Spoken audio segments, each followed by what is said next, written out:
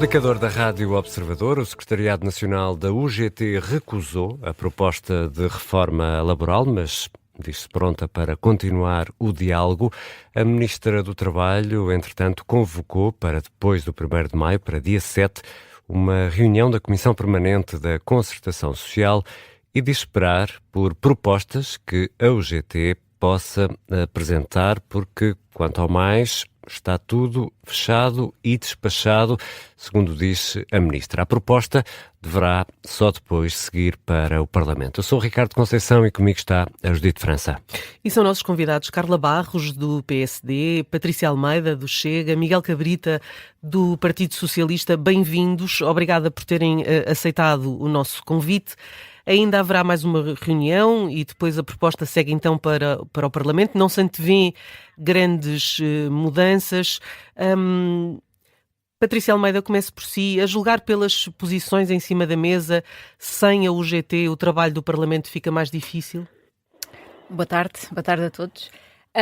Não me parece que o trabalho do Parlamento fique mais difícil. Parece-me que estamos há um ano em negociações. Uma lei que inicialmente, ou um anteprojeto que inicialmente não contou com a opinião dos partidos políticos, dos principais partidos da oposição. Portanto, o Governo, mais uma vez, apresentou uma proposta sem ouvir os seus parceiros políticos. Depois tivemos os sindicatos também sem fazer qualquer negociação com o Governo a irem para a rua e fazer uma greve, a chumbar as propostas de início sem haver qualquer negociação e, portanto, fizemos, sem dúvida nenhuma, principalmente os trabalhadores perderem tempo. Nesta altura, quando chegar finalmente ao Parlamento e os partidos puderem dar a sua opinião, porque me parece que também no dia 7 de maio não teremos nenhuma novidade por parte da UGT, e aqui a opinião minha, parece-me que também não era e nunca foi essa a vontade da UGT, porque nunca apresentou propostas efetivamente concretas e, tal como hoje justificou estar à espera de novas propostas do Governo e de estar aberto se houvessem novas propostas, portanto chumba por unanimidade as que estavam em cima da mesa, mas se houverem novas propostas do Governo, quais propostas são essas? Também convinha ao GT dizer. E, portanto, quando chegar ao Parlamento, o Chega, desde o início, colocou em cima da mesa aquilo que seriam as suas linhas vermelhas e aquilo que estava aberto. Já vamos.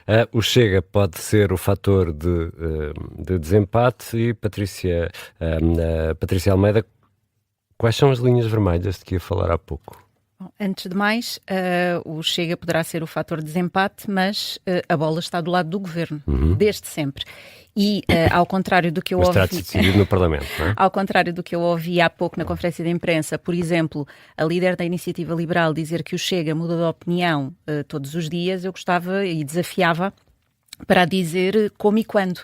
Até porque o Chega, desde julho de 2025, estabeleceu as suas linhas vermelhas e disse que se essas linhas vermelhas fossem ultrapassadas e se o Governo cedesse nessas linhas vermelhas, nomeadamente naquilo que diz respeito à proteção à família, a questão da licença de maternidade, da licença de amamentação, que a Ministra a seguir veio dizer que iriam haver alterações, mas nós queremos vê-las efetivamente no papel, a questão da remuneração no trabalho por turno, a questão do outsourcing é muito importante que também fique devidamente esclarecida e ultrapassada, e essa é para nós uma linha vermelha, e desde o início que nós dizemos que de facto é preciso tornar a legislação laboral mais flexível, mas não uma legislação laboral selvagem. Nunca mudámos a nossa opinião em relação a isto. Mas estas propostas podem conduzir a isso?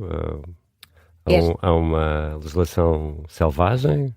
Da maneira como estão colocadas, podem, de certa forma, levar a isso, desde logo, por exemplo, se os despedimentos puderem ser automáticos e discriminatórios em relação aos trabalhadores e depois, no final, se vier a ver que o despedimento, por exemplo, que foi feito por justa causa, foi indevido e que não haja a reintegração do trabalhador novamente na empresa. E, portanto, é nestes pontos que nós sempre fomos não claros. É muito diferente de alguns pontos da UGT, não é? Não será muito diferente. Neste caso é igual. Neste caso é igual. Mas isto é importante, é que, e há pouco o Miguel Não dizia... acho isso curioso, não? Não acho curioso, eu acho que desde o início fomos claros. Agora, se a UGT também tem o mesmo ponto de vista e acredito que outros partidos também o terão, e não acho que tenhamos que ter obrigatoriamente pontos de vista divergentes. O Miguel há pouco dizia que isto é uma negociação, mas de facto e sinceramente eu vi que as negociações começaram enviesadas desde o momento em que, principalmente da parte dos sindicatos, não havia muita flexibilidade para haver esta negociação. Ou seja, continuamos com a ideia, e agora vimos a questão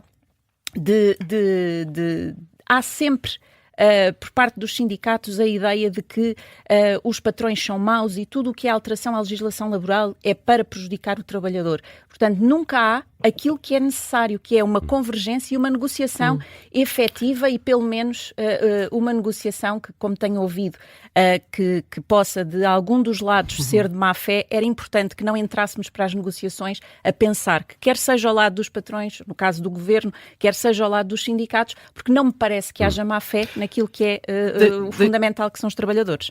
Patrícia Almeida,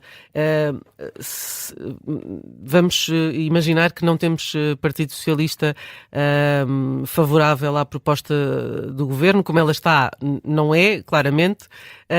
Também não há garantia do Chega. Isto vai ficar na gaveta?